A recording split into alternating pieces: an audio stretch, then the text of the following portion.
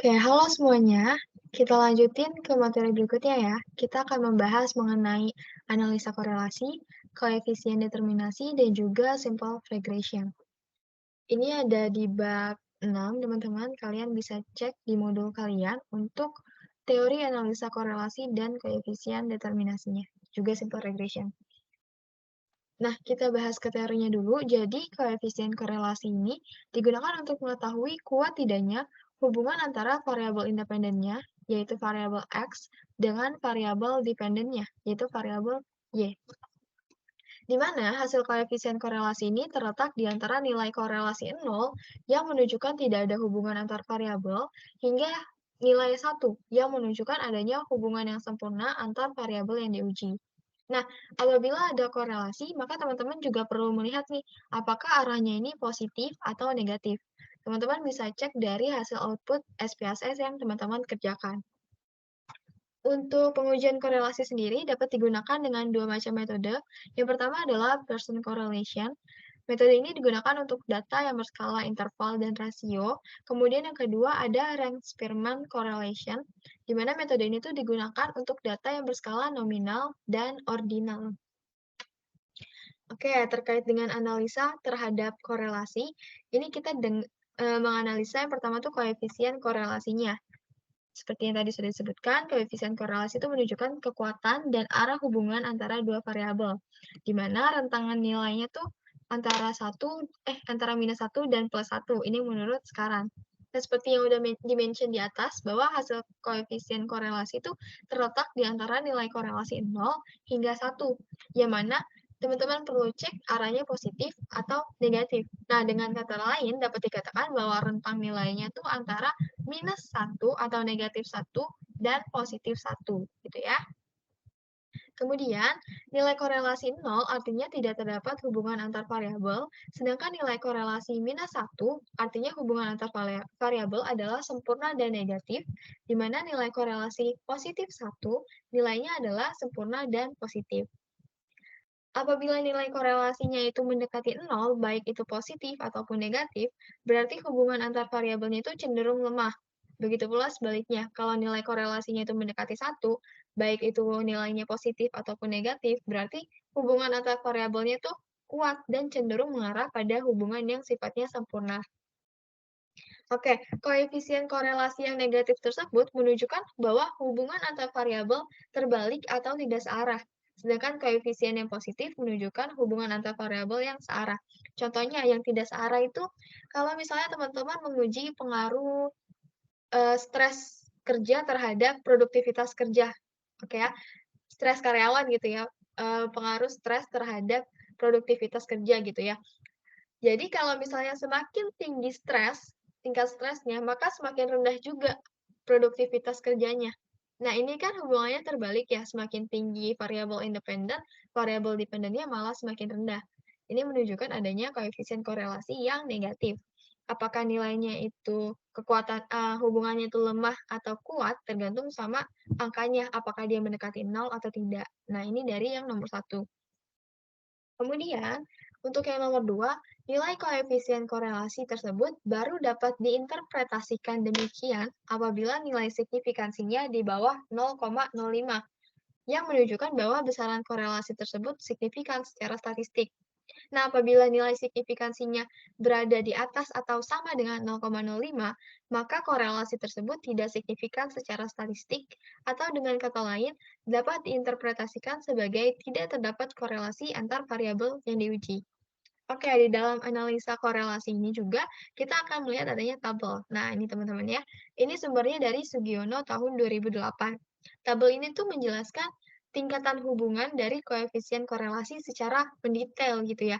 Ada 7 tingkatan gitu ya, atau ada 7 kelompok mulai dari koefisien korelasi yang 0 menunjukkan artinya tidak terdapat hubungan. Kemudian yang kedua kelompok 0,01 sampai 0,199, yaitu tingkat hubungannya sangat rendah. Kemudian 0,2 sampai 0,399 yang artinya tingkat hubungannya itu rendah. Kemudian 0,4 sampai 0,599 artinya itu tingkat hubungannya sedang. 0,6 sampai 0,799 artinya tingkat hubungannya kuat. Kemudian di antara 0,8 sampai 0,999 artinya tingkat hubungannya itu sangat kuat. Dan yang terakhir kalau misalnya koefisien korelasinya itu 1, artinya tingkat hubungannya itu sangat sempurna, hubungan sempurna. Nah, untuk tabel koefisien korelasi ini kalau teman-teman lihat sebenarnya dia angkanya itu dari 0 sampai ke 1 ya teman-teman, sama kayak di nomor 1 tadi penjelasannya, dari 0 sampai 1. Semakin dia mendekati 0, maka dia hubungannya akan semakin lemah dan lama-lama tidak terdapat hubungan. Sebaliknya kalau dia mendekati 1, hubungannya makin lama makin kuat dan mendekati hubungan yang sempurna. Nah, tapi kalau misalnya di tabel Sugiono ini, dia tuh dijelaskan secara lebih mendetail teman-teman, kalau misalnya nilainya itu, eee, berada di kelompok tersebut kira-kira tingkat hubungannya itu bagaimana. Kayak misalnya koefisien korelasi yang teman-teman dapatin dari SPSS tuh 0,21. Berarti artinya dia ada di kelompok yang ketiga ini, yang tingkat hubungannya itu rendah. Kalau misalnya koefisien korelasi teman-teman 0,78, berarti dia ada di kelompok yang kuat, kayak gini ya teman-teman.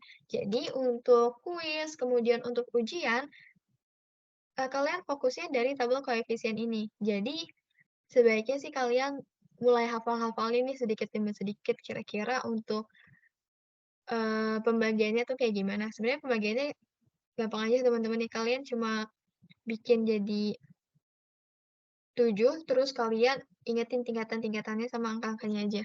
Nah, ini kan karena dia misalnya dari 0,4 sampai ke 0,5999, terus lanjut ke 0,6. Ini kan selisihnya kayak ini bedanya 0,2, 0,2 kayak gitu aja ya teman-teman ya. Jadi kalian bisa hafalin dengan lebih mudah. Oke, ini untuk yang koefisien korelasi.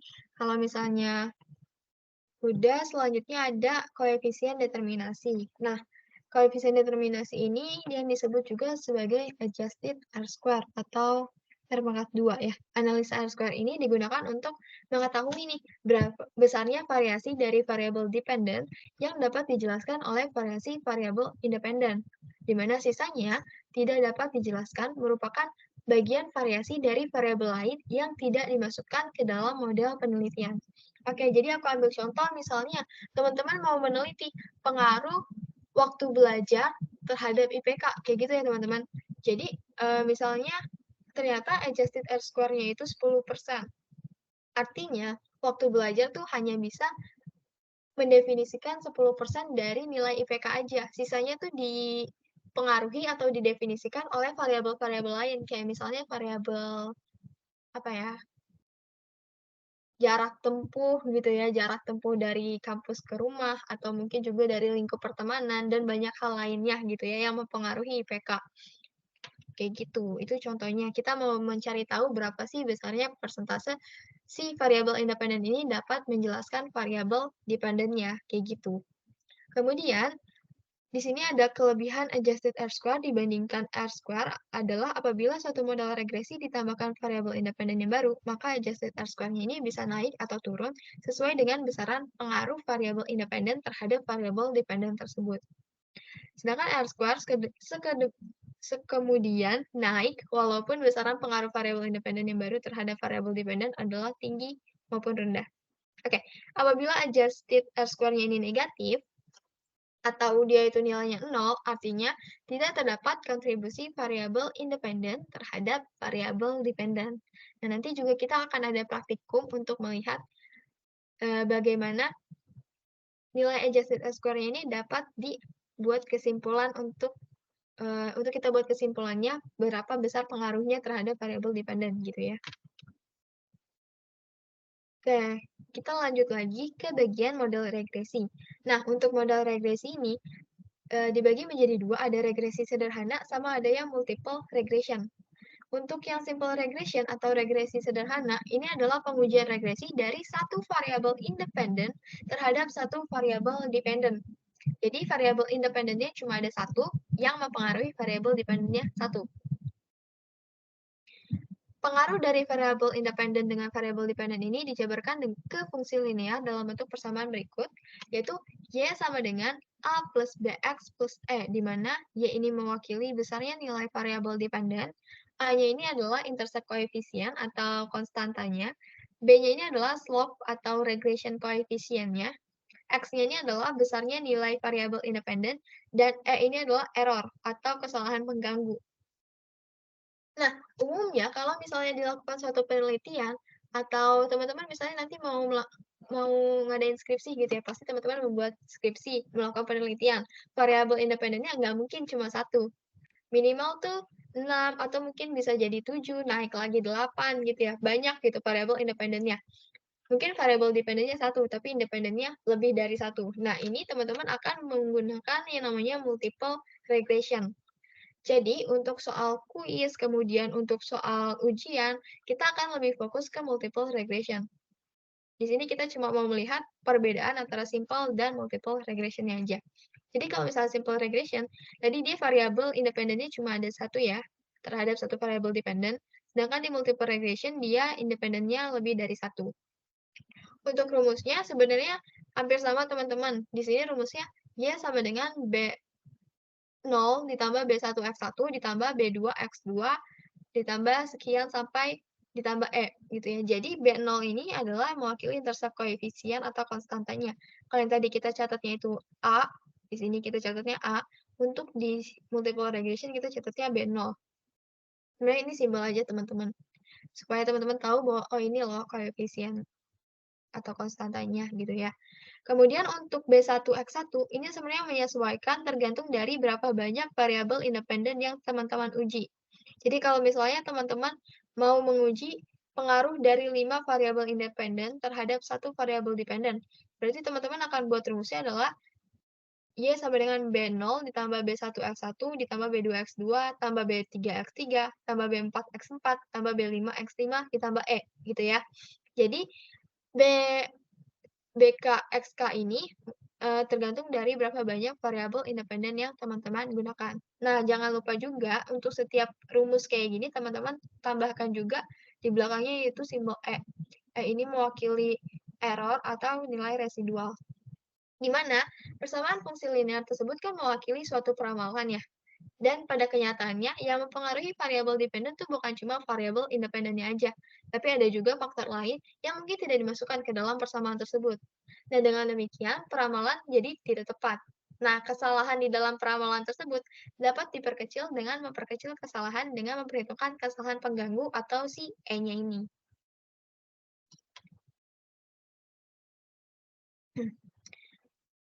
Oke, untuk model regresinya kita sudah lihat ya perbedaan dari yang simple regression sama multiple regression-nya.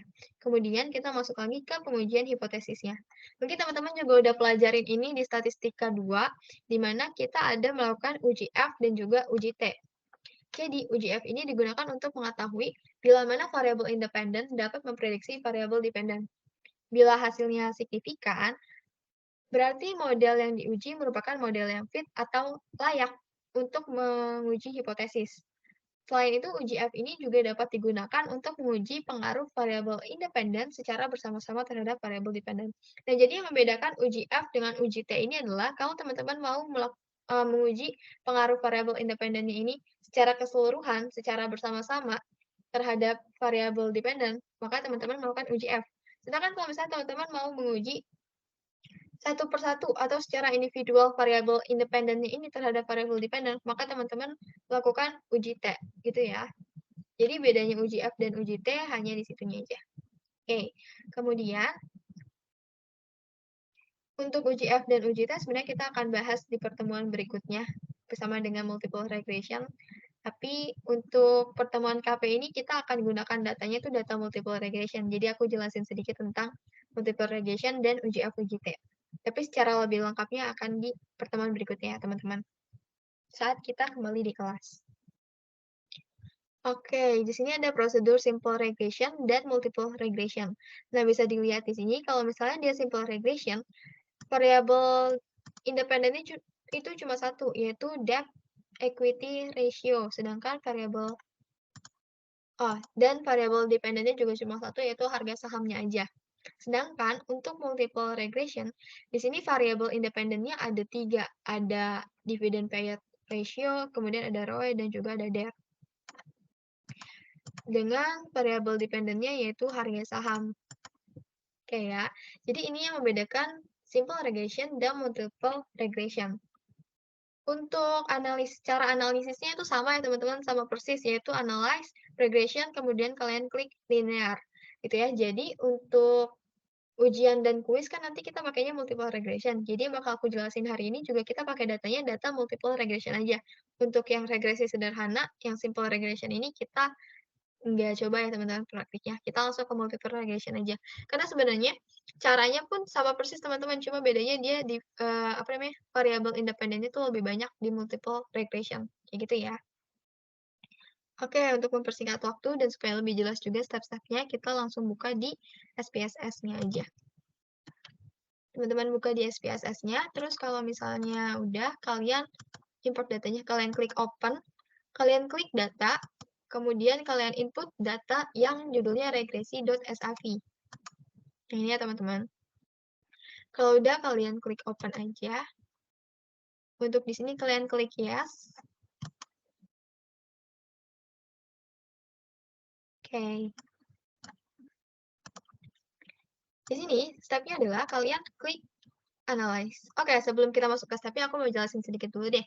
Di sini ada kode, ini adalah kode untuk entitas perusahaannya, untuk saham-sahamnya, kemudian ada kode tahun, di mana data tersebut, data tahun berapa aja yang diambil, kemudian ada variabel-variabelnya.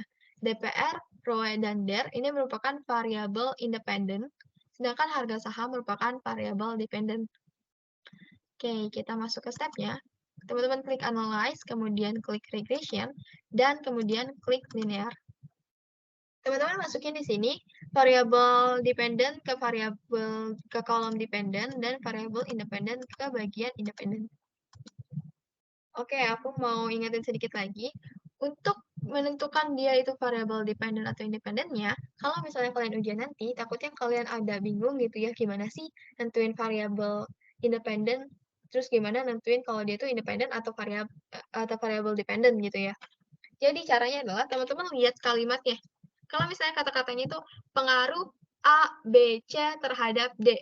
Berarti A, B, C ini adalah yang mempengaruhi si D, kan? Berarti A, B, C ini adalah variabel independen. Sedangkan si D ini adalah variabel dependen. Sama kayak soal di sini. Berikut data mengenai DPR, ROE, dan DER terhadap harga saham. Berarti bisa teman-teman lihat di sini bahwa DPR, ROE, dan DER adalah variabel yang mempengaruhi harga saham. Lihat di kata terhadapnya. Oke, berarti DPR, ROE, dan DER ini adalah variabel independennya. Kalian masukin ke kolom independen, sedangkan harga saham adalah variabel yang dipengaruhi oleh ketiga variabel tersebut. Maka dia disebut variabel dependent. Kalian masukin ke kolom dependent. Kalau udah, kalian klik aja OK. Nanti outputnya bakal keluar seperti ini. Nah, kalau udah, aku mau split dulu. Oke ya, kita akan melakukan analisa korelasi dan koefisien determinasinya. Untuk yang pertama, analisa korelasinya, kalian bisa cek dari model summary, dari model summary-nya, kalian cek di kolom yang R. Di sini R-nya adalah 0,319. Terus kalian cek lagi dari tabel yang ada di modul tadi, yang ada di PDF ya. 0,319 tuh masuk di kelompok yang mana? Oh, ternyata dia masuk di kelompok yang ketiga nih, yang hubungannya itu rendah. Kemudian kalian cek apakah di sini ada negatif atau enggak. Oh, ternyata enggak ada nih negatifnya, berarti dia sifatnya positif. Berarti teman-teman bisa tulis kesimpulan, R sama dengan 0,319, artinya secara statistik, hubungan antara variabel dependen, kalian tulis variabel dependennya apa, di sini berarti harga saham, dengan variabel independen, kalian tulis juga, di sini berarti DPR, ROE, dan DER adalah rendah dan positif. Ingat ya teman-teman, kalau misalnya di soal atau di output SPSS-nya dia ada keterangan minus, berarti kalian tulisnya rendah dan negatif. Tapi karena di sini nggak ada, cuma 0,319, kalian catatnya rendah dan positif. Kayak gitu ya, teman-teman. Jadi untuk angkanya ini adalah untuk menentukan tingkat hubungannya, apakah dia rendah, sedang, kuat, tidak terdapat hubungan, atau hubungannya sempurna, dan sebagainya gitu ya. Kemudian untuk plus minusnya yang ada di output, ini kalian untuk menentukan apakah dia hubungannya positif atau negatif, gitu. Oke. Untuk yang R sudah jelas. Kemudian kita mau lakukan analisa koefisien determinasi atau adjusted R-square-nya. Teman-teman masih pakai model summary juga, kita cek di bagian adjusted R-square. Di sini ada angka 0,077 di adjusted R-square-nya. Berarti kita bisa buat kesimpulan adjusted R-square sama dengan 0,077. Kalian ubah angka tersebut ke dalam bentuk persen, karena kita mau melihat dalam bentuk persen ya. Jadi kalian kali 100%, hasilnya adalah 7,7%. Kesimpulannya, atau artinya secara statistik, besarnya variasi variabel dependen, kalian sebutin lagi variasi variabel dependennya itu apa, yaitu harga saham, yang dapat dijelaskan oleh variasi variabel independennya. Kalian sebutin lagi, di sini ada DPR, ROE, dan DER, adalah sebesar 7,7%. Sedangkan sisanya ini cara ngitungnya dari 100%, kalian kurangin sama adjusted R-square-nya. Berarti untuk di kasus ini, 100% dikurangin 7,7%, yaitu sebesar 92,3%, dijelaskan oleh variasi variabel lain yang tidak dimasukkan ke dalam model regresi. Kayak gini ya teman-teman kesimpulannya. Terus gimana kalau misalnya dia adjusted R-square-nya minus, atau misalnya dia adjusted R-square-nya 0. Nah, teman-teman buat kesimpulannya kayak gini. Jika analisa koefisien determinasi atau adjusted R-square-nya itu minus, maka adjusted R-square-nya dianggap 0. Sehingga teman-teman bisa buat kesimpulannya tidak terdapat kontribusi. Cukup 3 kalimat ini aja ya teman-teman. Kalau misalnya dia ada minus di adjusted R-square, kalian buat kesimpulannya tidak terdapat kontribusi. Gitu aja. Oke, untuk analisa korelasi dan juga analisa koefisien determinasi sudah selesai. Kemudian untuk model regresi dan uji F, uji T-nya akan kita bahas di pertemuan berikutnya. Jadi pertemuan kita sampai di sini. Thank you teman-teman. Mohon maaf bila ada salah kata. Terima kasih.